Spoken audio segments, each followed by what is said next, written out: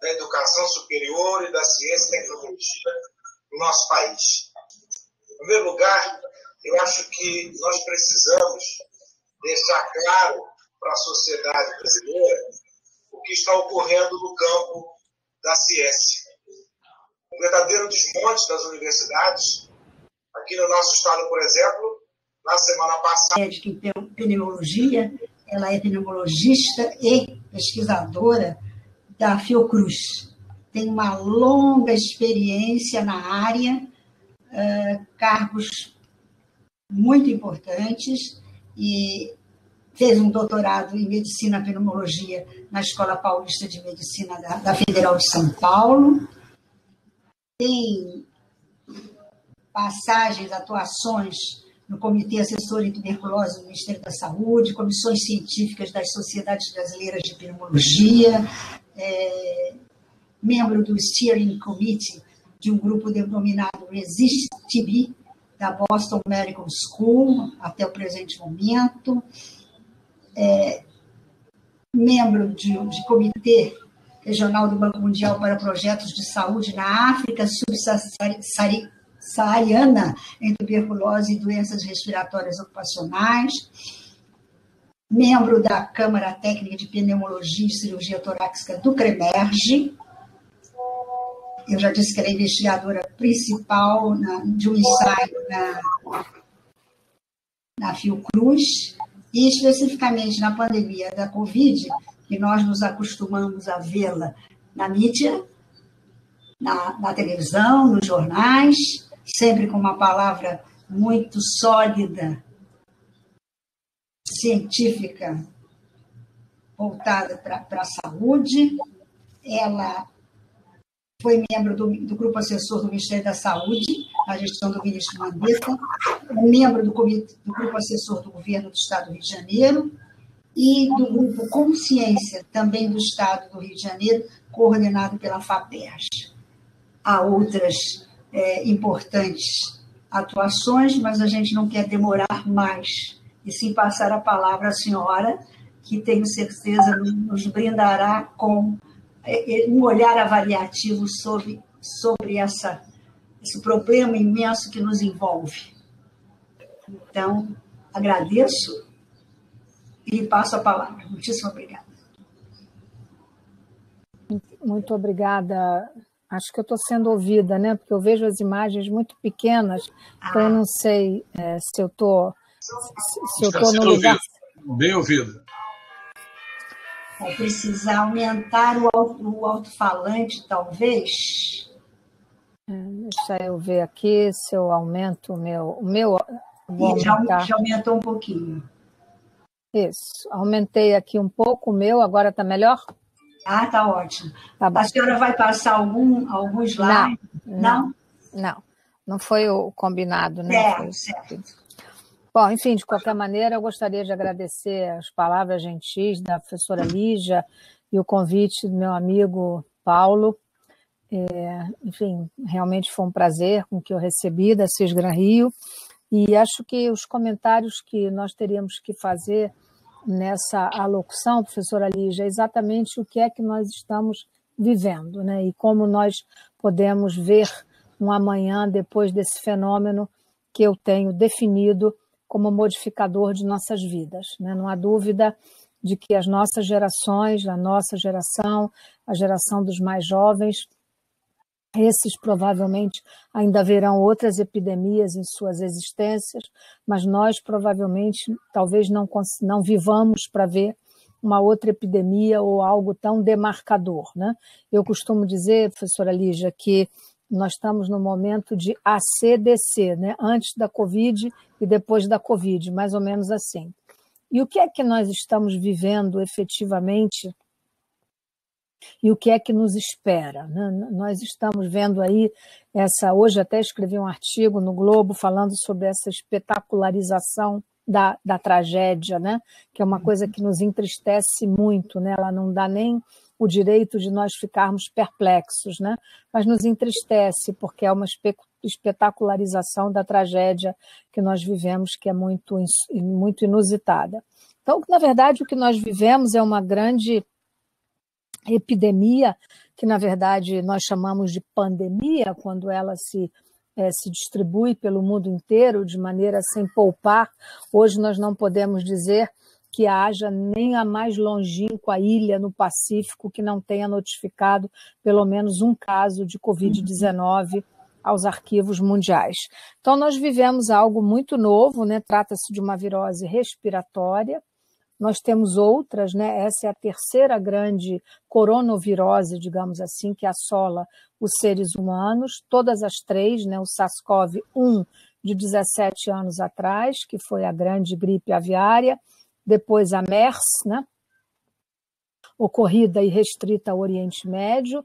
Então, no primeiro momento, migrou dos animais para os seres humanos, no segundo momento, de novo, dos camelos no Oriente Médio para os seres humanos. Todos esses episódios, todos eles, toda a origem vem dos morcegos, como já está sobejamente demonstrado.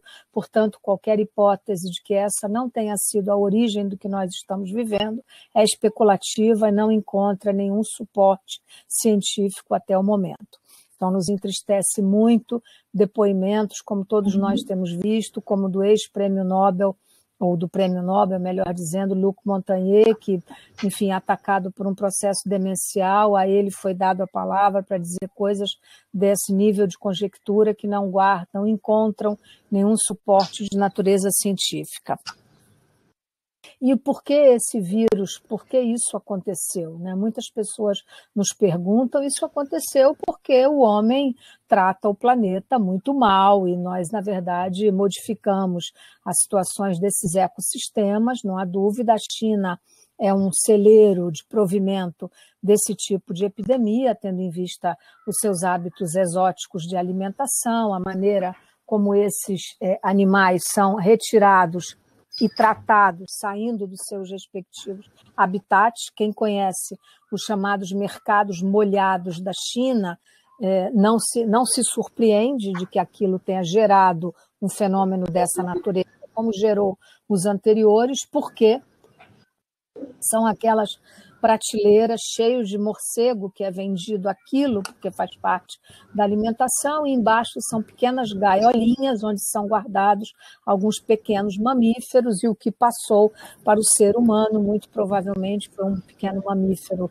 local, muito parecido com o tatu brasileiro, que se chama um pangolim.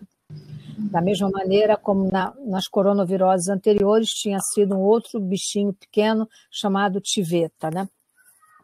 Então, isso aconteceu e é possível, e eu já posso lhes dizer que a probabilidade de que ocorra outras epidemias semelhantes não é pequena. Só para lhes dar uma informação, o maior celeiro de coronavírus no mundo não é a China, é a nossa Amazônia.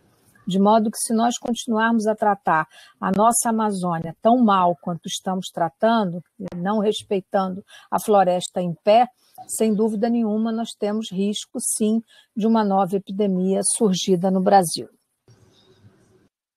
E o que vai acontecer com isso que assolou a humanidade dessa maneira, né? Uma virose respiratória, ela não se resolve, professora Lígia, com remédios, né? Então, houve muitos equívocos, nós continuamos a ver essa discussão pairando entre nós. As viroses agudas, elas se resolvem com a grande arma que existe para elas, e eu vou lhes dar vários exemplos, com uma coisa chamada vacina. Viroses crônicas se resolvem com tratamento. Então, vou dar dois exemplos. A AIDS, que está entre nós há 40 anos, nunca houve uma vacina para a AIDS, porém há tratamentos espetaculares e hoje uma pessoa soropositiva tem uma vida praticamente normal. O outro exemplo é a hepatite C, uma outra virose crônica que também é tratada com medicamentos e hoje, muito provavelmente, nós seremos capazes de eliminar a hepatite C do mundo com os tratamentos que nós alcançamos com sucesso. Para as viroses agudas, sarampo, febre amarela, as viroses da infância, as coronaviroses, a questão e a resolução, digamos assim, são as vacinas. Então, sem dúvida nenhuma, eu quero aqui fazer o meu primeiro registro absolutamente do que eu considero grande o grande desafio e a grande descoberta. O ser humano foi capaz de, em menos de um ano, fabricar, conceber, fabricar e colocar em ensaios clínicos e para uso humano mais de uma dezena de vacinas até o momento. E hoje, professor Paulo, nós temos 88 ensaios clínicos de vacina em desenvolvimento no mundo, mais de uma centena em fases pré-clínicas, então é um feito humano absolutamente extraordinário e que merece registro.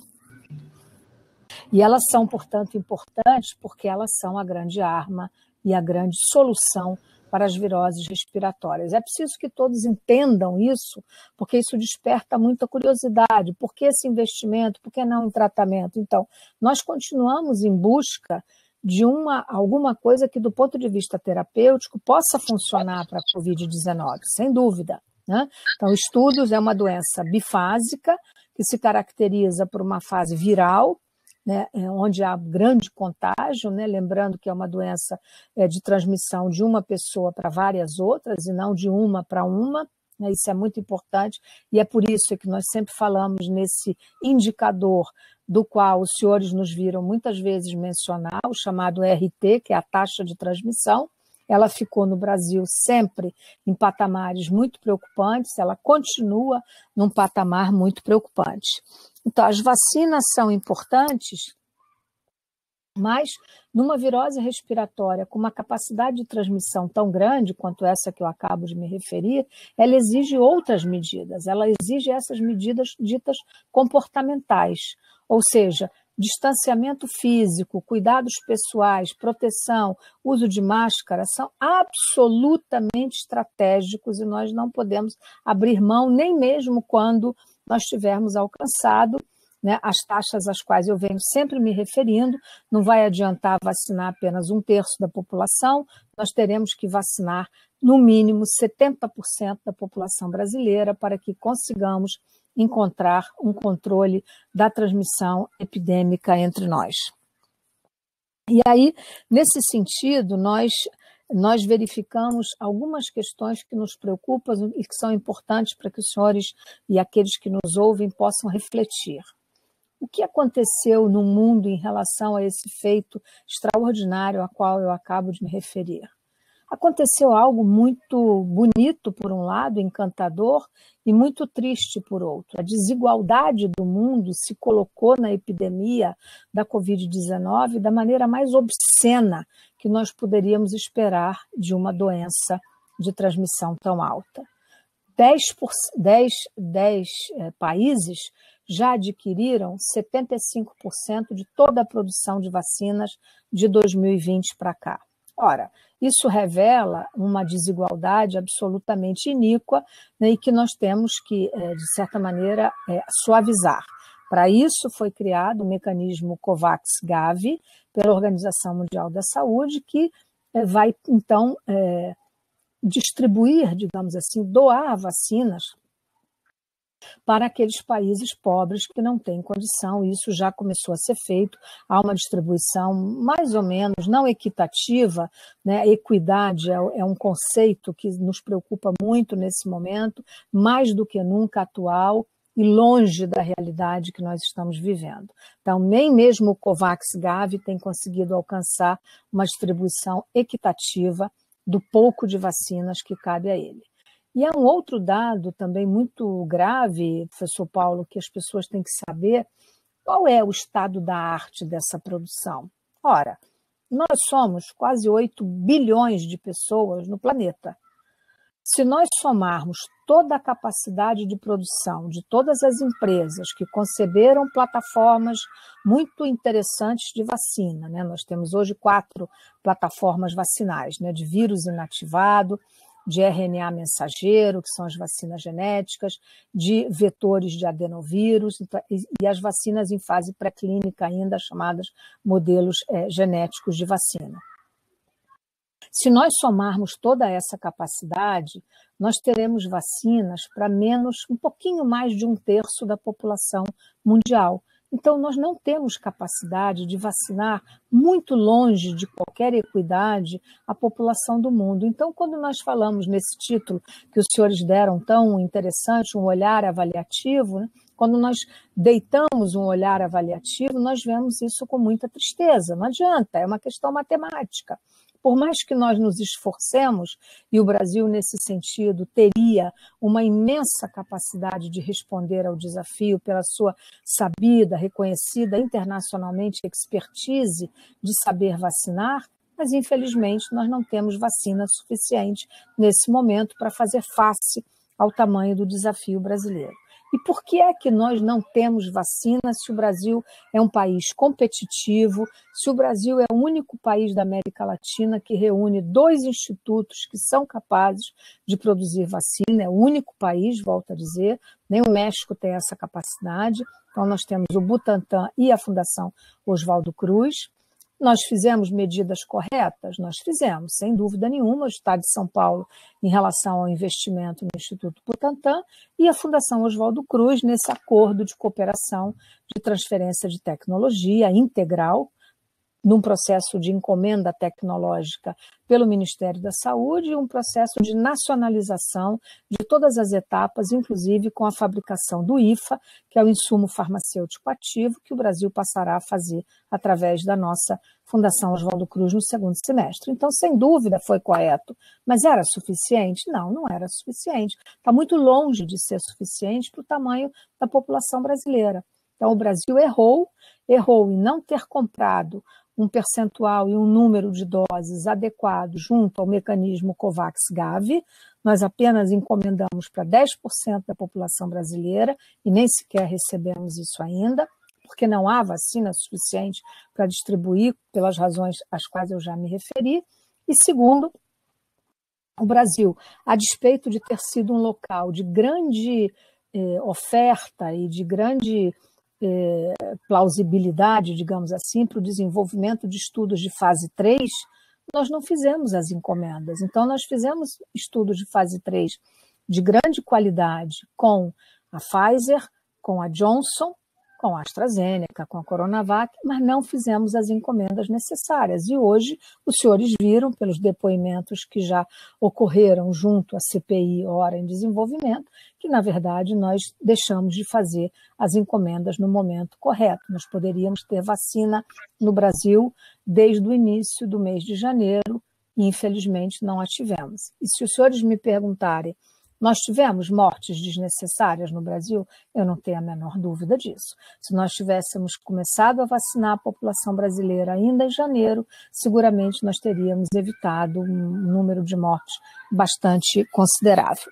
Então, a questão de olhar prospectivo, qual é o olhar que hoje nós temos que ter sobre o estado da arte da Covid-19 no Brasil e um porvir a curto, médio ou a longo prazo, né? Considerando, então nós precisamos nesse momento ter muita vacina, vacinar muito e muito rápido.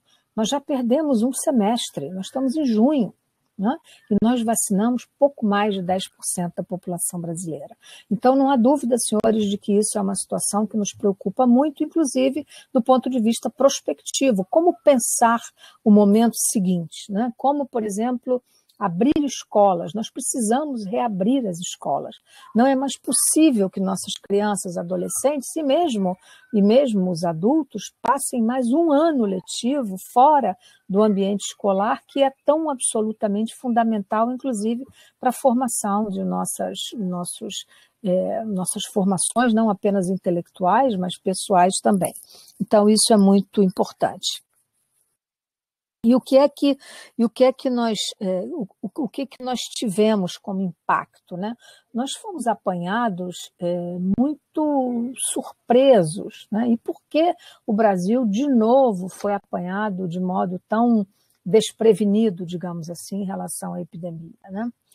Eu usei em alguns textos que escrevi ao longo desse ano, né, uma metáfora que é a metáfora da tsunami, né? A tsunami hoje é previsível, nós sabemos quando ela vai ocorrer, não precisa tocar o alarme, né? É só olhar o mar recua. E nós tivemos o mar que recuou antes da onda chegar no Brasil. Foram os países que nos antecederam. A China anunciou, né, os primeiros casos da China foram anunciados na virada do ano, daquele longínquo e saudoso dezembro de 2019, ao qual nós hoje nos referimos como se estivéssemos falando de uma era distante, de um outro século, não é isso? E, na verdade, da China, que rapidamente desnudou o genoma.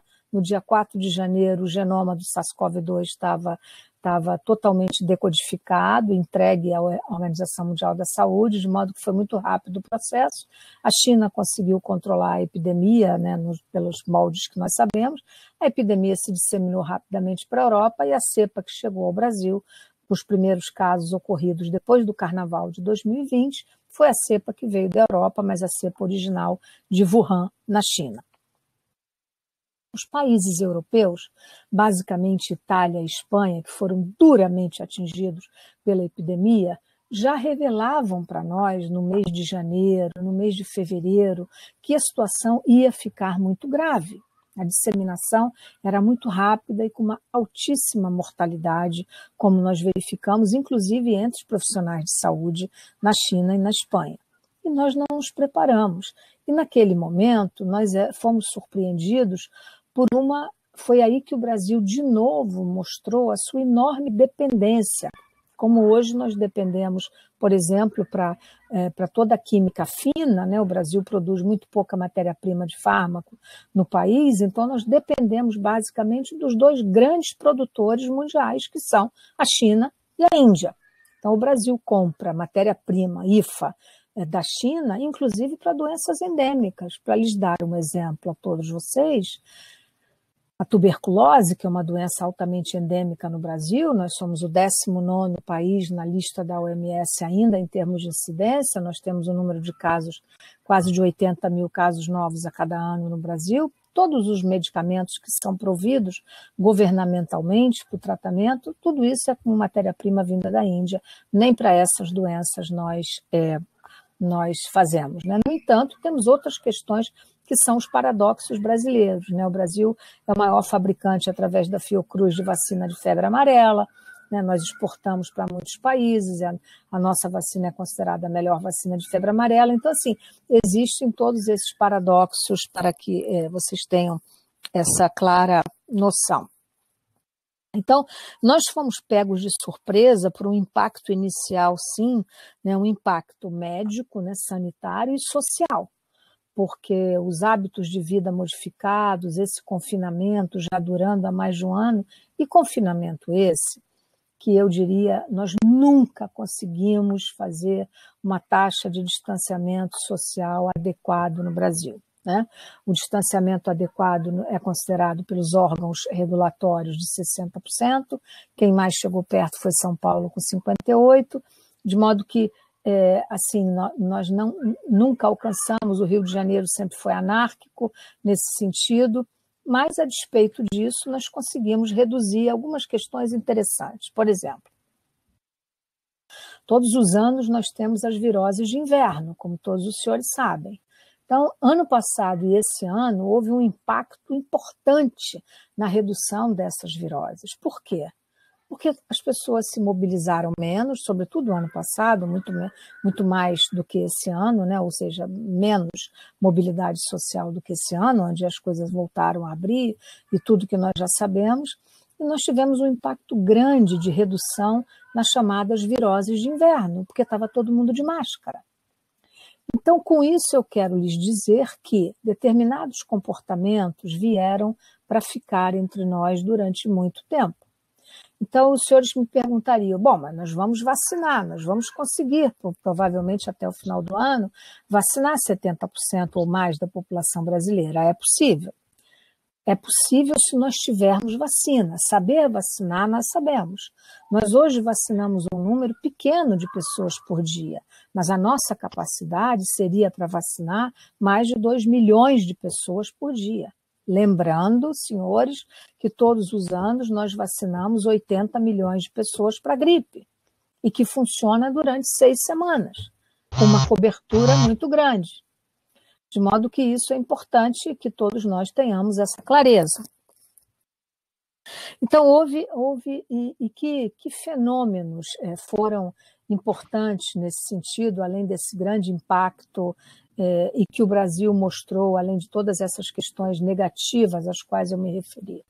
Várias questões positivas. Primeiro, né, uma enorme capacidade de produzir, né, a Fiocruz produzindo vacina, os pesquisadores brasileiros, nós conseguimos em estudos de cooperação internacional, publicamos um número de trabalhos muito interessante, muito competitivo, então isso revelou uma pujança da nossa comunidade acadêmica muito grande no Brasil, e eu diria que esse foi o primeiro produto a ser claramente verificável e mensurável, né? Uma enorme capacidade de produção, lembrando que o Brasil perdeu muitos cérebros preciosos que se evadiram do país por não encontrarem aqui condições adequadas de trabalho, pelo subfinanciamento, o mesmo subfinanciamento que levou o nosso SUS, a nossa grande arma, a entrar tão combalido nessa epidemia.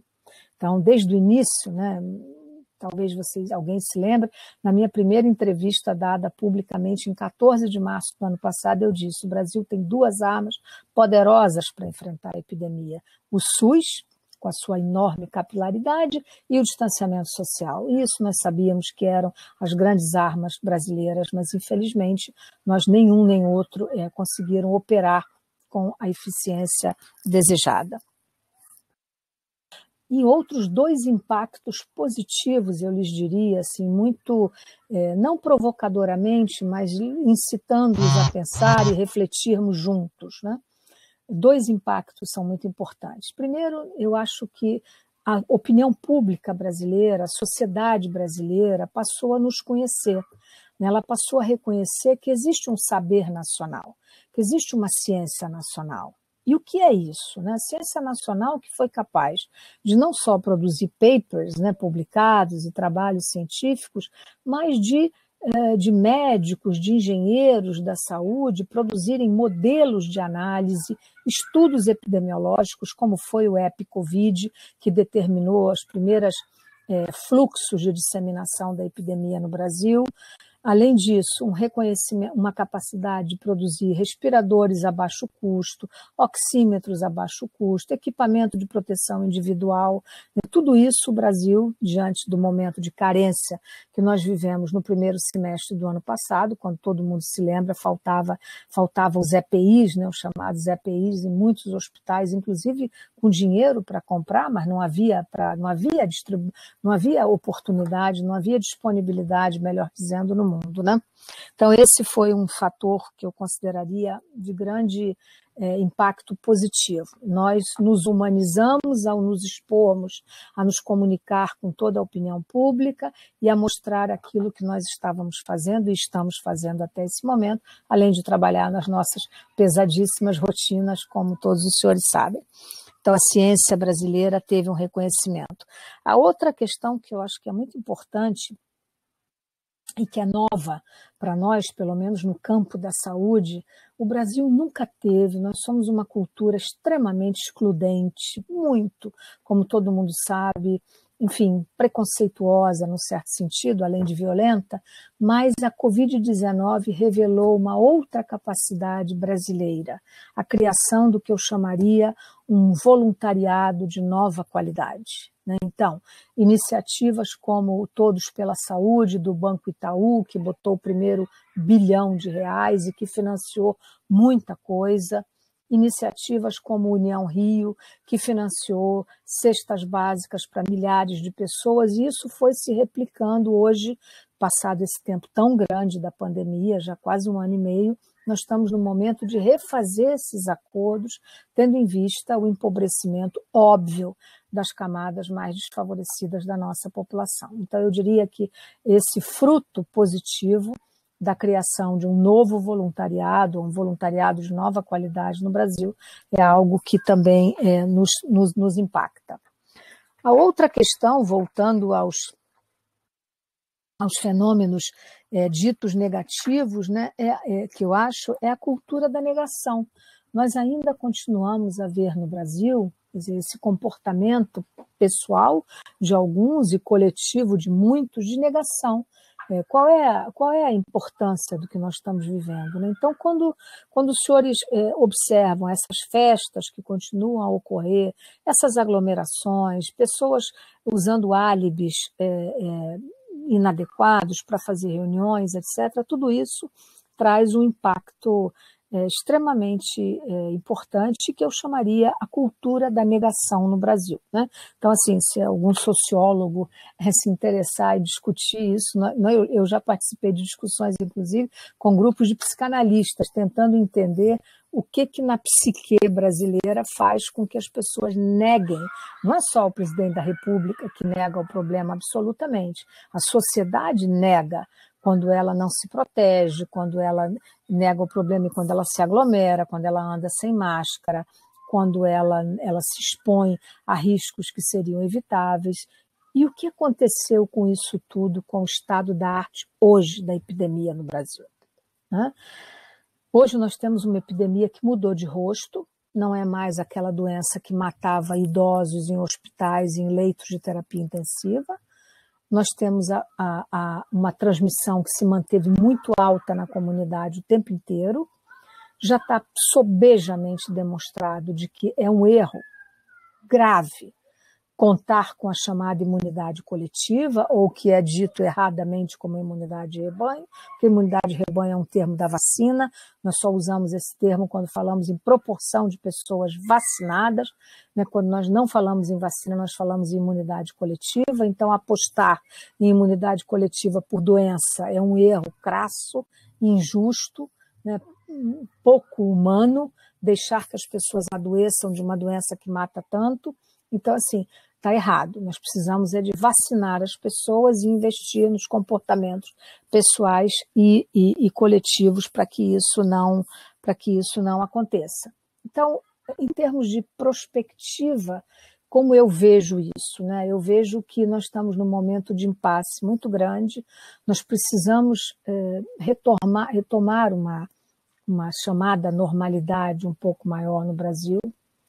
Mas a epidemia teve um impacto social, econômico e, eu diria, humano, muito, muito mais grave do que qualquer um de nós pensávamos há 1 ano e meio atrás. Então, eu diria de novo, de maneira muito instigante para que nós possamos discutir, porque muitas vezes eu disse que eu não considero auxílio emergencial, doações, feitos para as comunidades mais carentes como uma medida da economia, de modo algum, é uma medida da saúde pública. Então, dar comida, dar dinheiro para as comunidades, né? Eu particularmente tenho acompanhado muito de perto os investimentos dos projetos que a Fiocruz faz em áreas muito carentes no Rio de Janeiro, como o Complexo da Maré, de Manguinhos, áreas inclusive de grande violência urbana, e funciona muito bem. Nós temos projetos onde testamos as pessoas, onde utilizamos um modelo de busca de contato, cada caso diagnosticado gera vários contatos a serem examinados, e essas comunidades precisam, para que elas possam ficar em casa, ter alguma dignidade, elas precisam receber ajuda. Lembrando, senhores, que o Brasil tem quase 13 milhões de pessoas que vivem em comunidades ou em favelas. E 19 milhões de brasileiros vivem abaixo da linha de pobreza, no mínimo, né? Então, eu não sei lhes dizer quanto isso terá aumentado com esse mais de 1 ano de pandemia.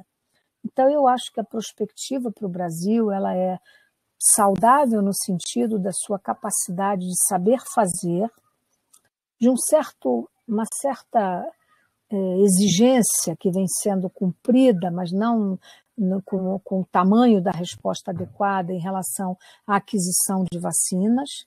Nós já perdemos um semestre, nós perdemos muitas vidas por conta disso, né? Então, assim, o quanto nós vamos conseguir ganhar e compensar? Não se compensa a morte, não há, é incompensável. Então, assim, mas nós precisamos acelerar esse processo para que nós consigamos ganhar algum grau de retorno a uma normalidade, seja ela no campo da educação, seja ela no campo da economia, seja ela no campo da sociedade, de modo geral. O vírus SARS-CoV-2 vai desaparecer das nossas vidas, como desapareceram, melhor dizendo, o SARS-CoV-1 ou o MERS? Não, ele não vai. ele vai ficar endêmico entre nós. Nós conviveremos para sempre com ele. Ele não vai desaparecer, porque ele ficou muito pandêmico e ele propiciou-se as condições para que variantes deles fossem ocorrendo. Então, hoje, qual é o nosso grande desafio? Produzir muita vacina e vacinas que sejam capazes de nos proteger contra as novas variantes que não param de acontecer. Então, hoje nós temos, em conclusão, 4 variantes chamadas de preocupação no mundo: a da África do Sul, a do Reino Unido, a brasileira, que é a P1, que já é responsável por quase 90% dos casos no Brasil, e a variante indiana, a última diagnosticada como variante de preocupação, que infelizmente já entrou no território brasileiro, e nós esperamos que a competição biológica que sempre ocorre entre 2 vírus, que a variante indiana não ganhe, porque as vacinas que nós estamos utilizando no Brasil são capazes de nos proteger contra a variante P1. Então, essas seriam, em termos de prospectiva, eu vejo que só há uma maneira, considerando que nós estamos tratando de uma doença ainda sem tratamento medicamentoso, né? Isso é uma busca que nós estamos investigando, eu particularmente estamos começando agora mais 2 ensaios clínicos com medicamentos, mas isso é resultado para daqui a muitos meses. As vacinas, sem dúvida, são a grande solução, mas nós precisamos vacinar muita gente e muito rápido. E precisamos começar a retomar, eu estou falando aqui no âmbito de pessoas da educação, nós precisamos retomar o impacto geracional, sobretudo para os menos favorecidos, desse 1 ano e meio fora da escola, praticamente, sem dúvida nenhuma, conferirá ao Brasil um retrocesso muito grande, bem como vai conferir nas doenças chamadas endêmicas.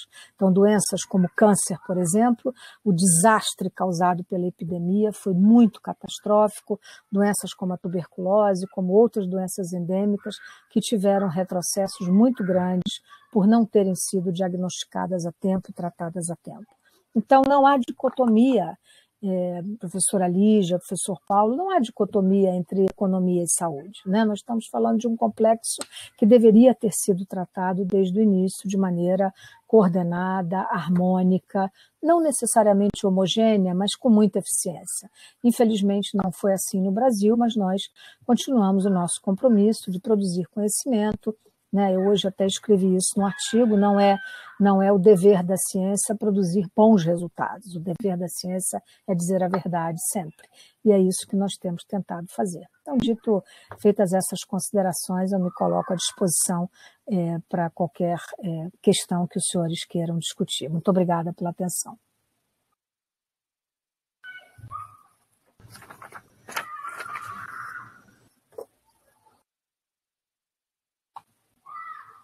Muito obrigada, doutora Margarete, por sua palestra, que causa muito impacto, né? Ter essa visão geral, que a gente sabe, mas hoje, juntando os pedaços e as necessidades que estão aí, muito sérias. Estamos realmente vivendo uma situação muito séria, ainda temos ao nosso lado pessoas como a senhora, a equipe da saúde que se debruça desse problema e tenta, trabalha soluções, isso é muito importante. Então, a gente vai abrir para perguntas, eu não sei como é que vai operar, acho que aqui no chat, aqui há bom, isso é a professora lhe dando parabéns, como sempre, uma bela exposição clara, coerente e precisa. As pessoas... mas o que eu gostaria de saber é que das pessoas que estão aqui, quem faria faria perguntas, não é? No chat, vocês podem usar o chat ou podem também ligar o microfone, acredito, e falar a viva voz.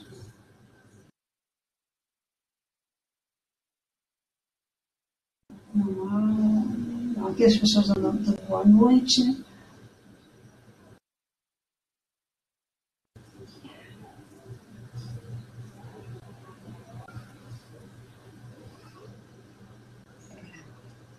não vejo nada nesse momento. Mas as pessoas podem ligar o microfonezinho aqui embaixo da tela e usar a palavra. Aqui com as minhas toalhas aparecendo. O professor tem sempre muito papel, então, na hora das transmissões, tem que jogar um pouco. Agora, doutora Margarete, tanto recurso que podia ter vindo para nós há tempo, não é? E a gente está com esse... Pronto. Deixa eu fazer uma observação. Eu achei muito importante, primeiro, agradecer a doutora Margarete pela sua participação aqui no nosso evento. Acho que isso é importante para nós e fundamental nesse momento. E contribui muito para o curso do nosso mestrado em avaliação e para a nossa graduação em avaliação. E queria ressaltar um aspecto fundamental que ela falou, a capacidade de resiliência do povo brasileiro. É evidente que nós teremos que sair da crise e isso depende de uma ação da própria população, no sentido de criar esse mecanismo de resiliência e de mudança no status quo. Isso é fundamental. E a doutora Margarete nos mostrou isso com sua belíssima intervenção. Era só uma observação que eu gostaria de fazer.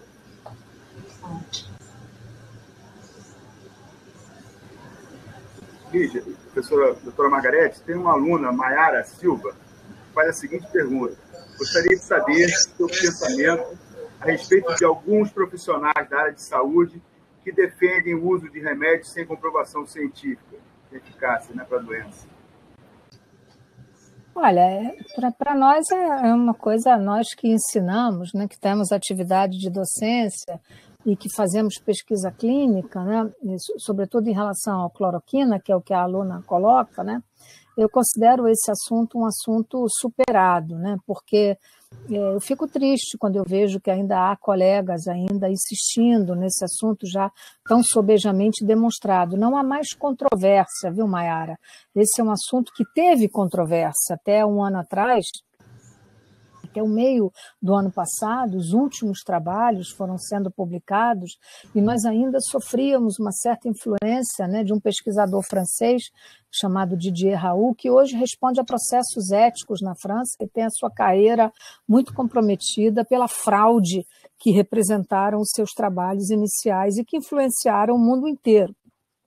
Não foram só os trabalhos chineses, foram basicamente os trabalhos franceses que influenciaram. Então, assim, persistir no erro é algo muito triste, porque quando havia controvérsia, era uma controvérsia, então vamos demonstrar. Mas hoje está sobejamente demonstrado que medicamentos como a cloroquina, a hidroxicloroquina, outros medicamentos vermífagos, como nitazoxanida, ivermectina, nada disso funciona para a Covid-19. Né? Esse termo tão triste, que ficou tão prostituído, chamado tratamento precoce, né? Tão erradamente usado e que não serve para nada, serve para iludir as pessoas. Né? Tá cheio de gente entubada aí nos CTIs que tomou todos esses remédios, que não serviram para coisa nenhuma, nem para impedir o agravamento da doença e nem para impedir que alguém ficasse doente pela Covid-19. Então, eu diria que o meu sentimento, ou o meu pensamento é um pensamento triste, né? Não tem nenhuma perplexidade, mas eu fico muito decepcionada com a falta de capacidade e da racionalidade crítica, que é aquilo que realmente é mais nobre na nossa profissão.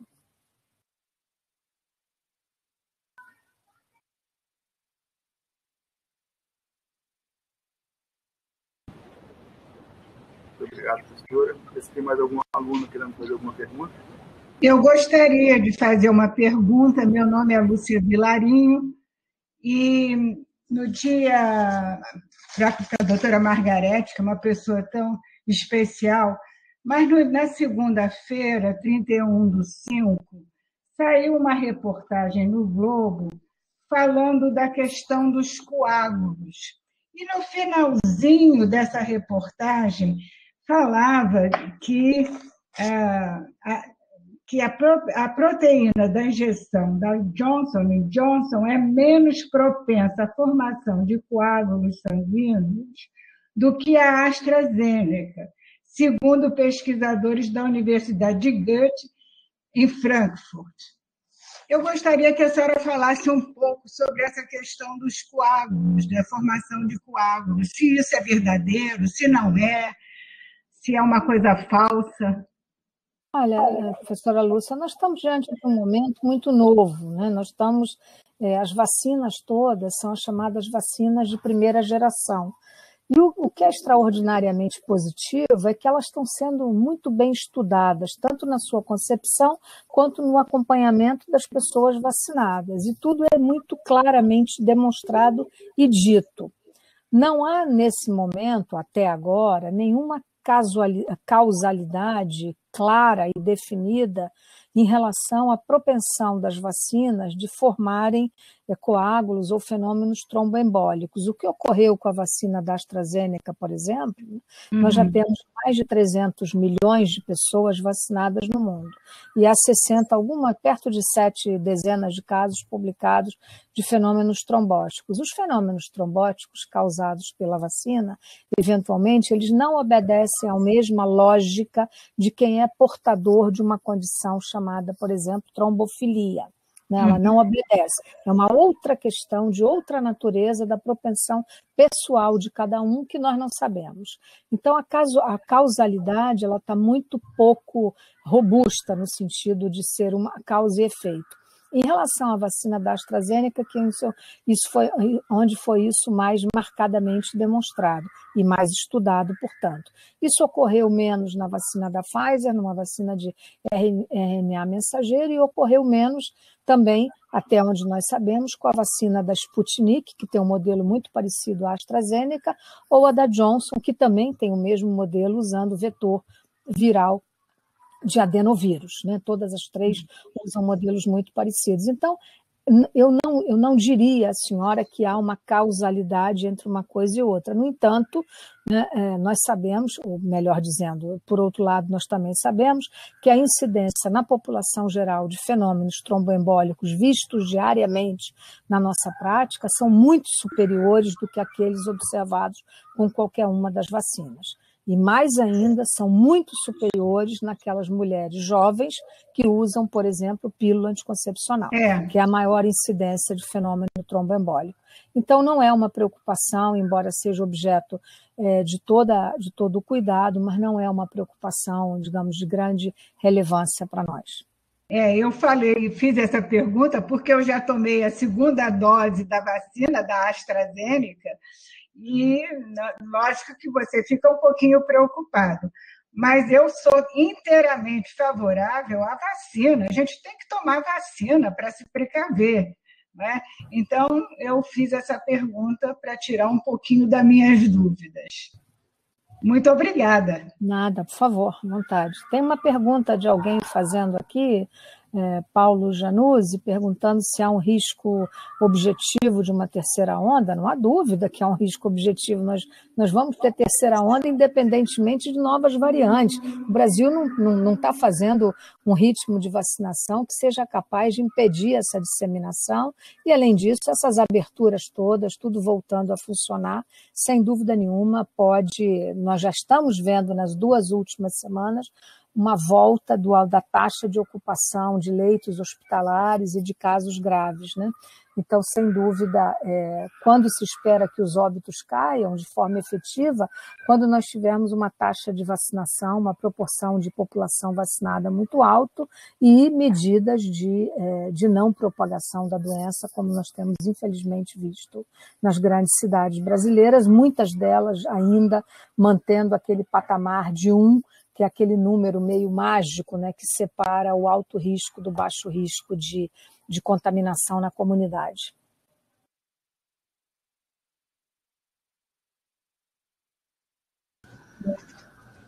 Há uma outra pergunta, doutora Margarete.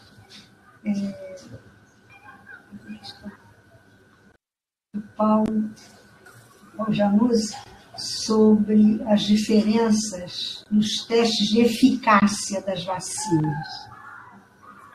Bom, eficácia, Paulo, é um conceito que nós usamos para ensaio clínico, né?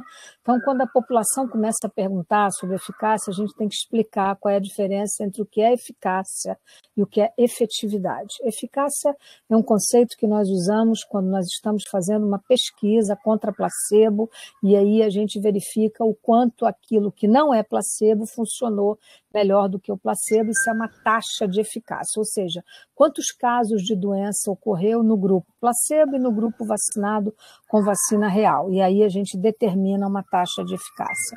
Efetividade, que é um conceito, a meu juízo, muito mais importante, é aquele que diz respeito ao mundo real, ou seja, quantos por cento da população está realmente vacinada.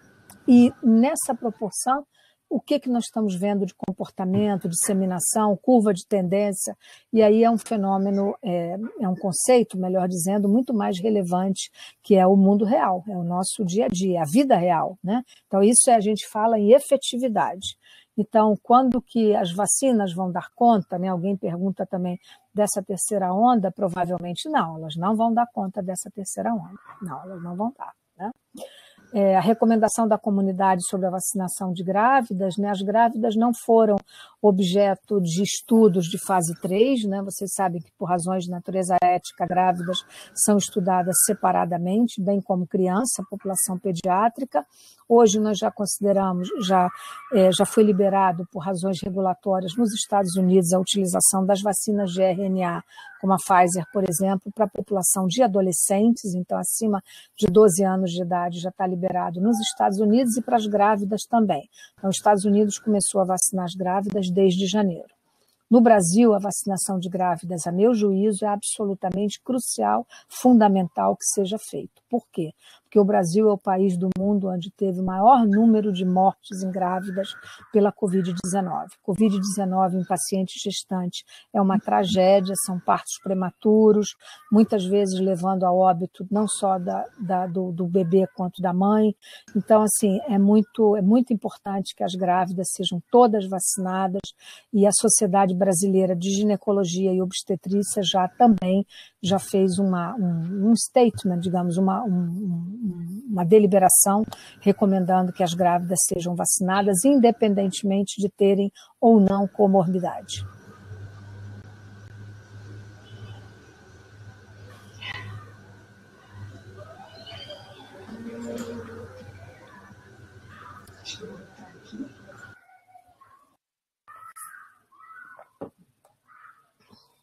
Alguma outra pergunta?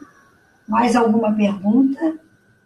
Estão me ouvindo, não estou sendo vista, mas tenho aqui duas. Tem uma pergunta aqui, professora Lígia, que eu posso responder para terminar. Como tem sido feita a análise sobre as novas variantes, né? As novas variantes são sempre estudadas, né? Nós temos coortes de pacientes e de pessoas que são estudadas, que estão sempre colhendo exame. O Brasil ainda faz a chamada vigilância genômica, que é como nós chamamos, né, que é o número de cepas que são estudadas para determinar que cepa é aquela. É a original, Wuhan, é a P1 que predomina no Brasil, é a indiana que entrou, é a sul-africana. Então, isso chama-se vigilância epidemiológica e vigilância genômica.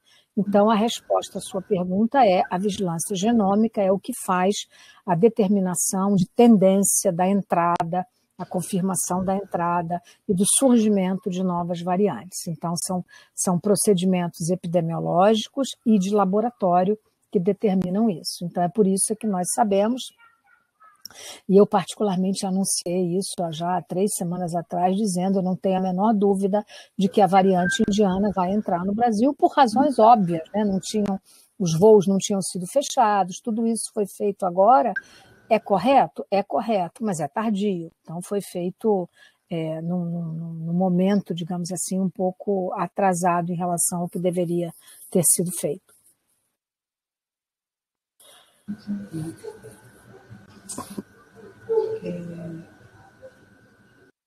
Eu acho que nós poderíamos fechar. Professor Paulo, não sei se ele continua aqui.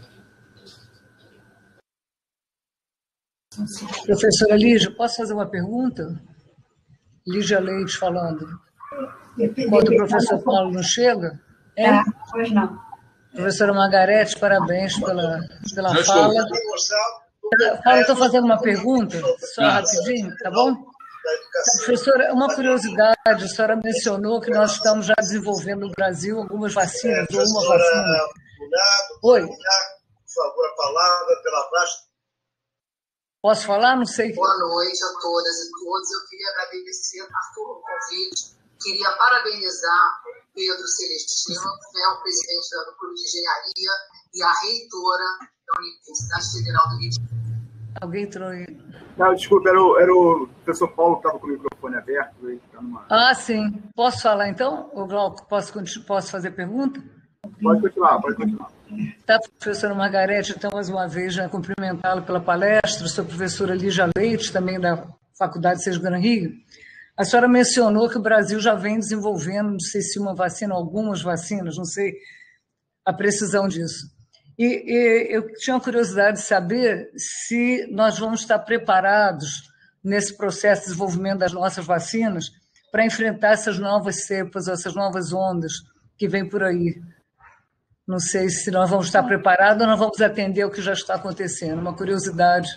Muito obrigada. As vacinas, o Brasil tem condição, é um país que tem condição, sim, de produzir vacinas nacionalmente, né? Como já produzimos, por exemplo, a vacina da gripe, né? Há muito tempo, né? Como nós produzimos vacina de febre amarela, então nós temos alguma expertise. Vacinas para Covid-19 são de extrema complexidade na sua concepção, e as vacinas levam muito tempo, né? Por isso é que eu disse no começo da minha alocução que nós o mundo conseguiu um feito absolutamente extraordinário, que foi, num tempo recorde, fazer tantos modelos vacinais, uns que foram resgatados, antigos, como algumas dessas vacinas de vetor viral, que tinham sido usadas na chikungunya, no ebola, não funcionaram e foram modelos, plataformas, como nós chamamos, resgatadas. Outras são plataformas novas, como as plataformas de RNA mensageiro, por exemplo, são as vacinas genéticas. O Brasil tem condição, existem planos e estudos já iniciados, tanto na USP, quanto no Instituto Butantan, quanto na Universidade Federal de Minas Gerais, quanto na Fiocruz, são modelos, mas isso leva muito tempo. Isso não é algo que vai ficar pronto nas condições brasileiras, eu diria que nos próximos 1 ou 2 anos. O que nós temos nesse momento agora, como solução crucial, é negociar a vinda de muitas vacinas prontas e acelerar o processo de produção das 2 que estão em processo de nacionalização no Brasil, que são a Coronavac e a vacina modelo AstraZeneca Fiocruz, junto à nossa instituição. É isso. Obrigada. Doutora Margarete, mais uma vez, gostaríamos de agradecer a sua esclarecedora palestra, né? E a quantidade de detalhes. Isso é muito importante para ver se a gente forma um pouco mais a ideia a respeito, né? Embora já tenhamos, mas sempre é bom, a senhora é a especialista. Então, muito obrigada. Paulo está numa outra reunião. Não, eu estou aqui. Então, você vai também agradecer. De minha parte, muitíssimo obrigada, foi excelente. Foi uma honra realmente tê-la aqui hoje. Muito obrigada. Muito obrigado, Lígia. Eu queria agradecer a doutora Margarete, minha grande amiga, pela sua presença na Faculdade Sesc Gran Rio e pela belíssima conferência que acabou de ministrar para todos nós. O programa de mestrado em avaliação e o programa de graduação no curso superior de tecnologia e gestão da avaliação são muito importantes, os dois, e têm dado uma excelente contribuição para a educação no nosso país. E a sua presença fica mais importante ainda. Nós faremos chegar às suas mãos, assim que for possível, uma placa celebrativa desse momento da sua presença aqui na nossa Faculdade de Sesc Gran Rio. E, mais uma vez, nosso muito obrigado. Muito obrigada, Paulo. Foi um prazer e agradeço a Sesc Gran Rio, a honra do convite e o prazer de ter podido lhes ouvir também. Muito obrigada e uma boa noite. Obrigado.